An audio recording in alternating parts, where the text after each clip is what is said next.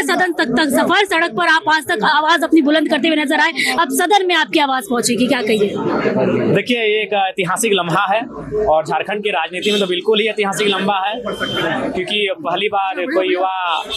अकेले चुनाव लड़ता है, केवल जनता के विश्वास से चुनाव लड़ता है, अपने कार्यकर्ताओं की मेहनत से चुनाव लड़ता है और यहाँ तक आता है, 11 लाख वोट गेन करता है, 7% से ज्यादा वोट लेकर आते हैं। 2 महीना पहले ही पार्टी का रजिस्ट्रेशन हुआ था, तो ये बहुत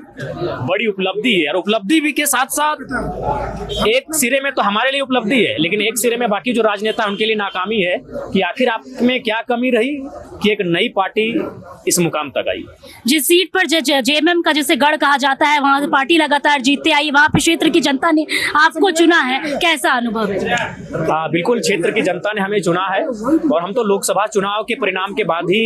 इस बात को लेकर आश्वस्त हैं कि बस अपनी लय को बरकरार रखना है, डुमरी विधानसभा फतह करेंगे। बाहर आपको अक्सर मुखर होते देखा गया, आप युवाओं के मुद्दों को लेकर आप हमेशा मुखर रहे, रोजगार को लेकर मुखर रहे, ऐसे में अब आपके पास ये अथॉरिटी है, अब आगे आप इन युवाओं के लिए क्या कुछ पहल कीजिएगा? देखिए, हम इस गरिमामयी सदन में अपने विचार को प्रकट करेंगे,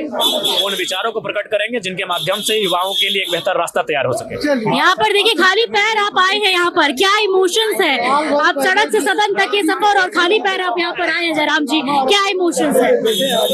देखिए, इमोशंस तो हैं, लेकिन कभी कभी इमोशंस को छुपाकर काम करने की आवश्यकता होती है और इमोशन से नहीं, प्रैक्टिकली होकर हम लोग काम करेंगे, इसलिए थोड़ा सा अपने इमोशन को अपने दिल में देखिए, हमारी बात हुई जयराम महतो से, यहाँ पर ये पहुंचे हुए हैं, डुमरी विधायक है और देखिए अभी बाहर शपथ समारोह के बाहर ये पहुंचे और इनसे बातचीत की। इन्होंने कहा कि जिस प्रकार ये बाहर भी युवाओं के मुद्दों को लेकर और तमाम मुद्दों को लेकर जिस प्रकार इन्होंने अपनी आवाज बुलंद रखी है, ऐसे ही ये सदन के अंदर भी तमाम मुद्दों को लेकर आवाज अपनी बुलंद रखेंगे और युवाओं को रोजगार का जो मुद्दा जो अक्सर जयराम महतो उठाते आए हैं, उस पर सदन में भी इनकी आवाज उतनी ही दहाड़ से निकलेगी, उन्होंने ऐसा कहा है। और साथ ही देखिए, खाली पैर यहाँ पर जयराम महतो पहुंचे हैं। सबसे पहले यहाँ पर पहुंचते ही उन्होंने यहाँ पर प्रणाम किया दंडवत इस लोक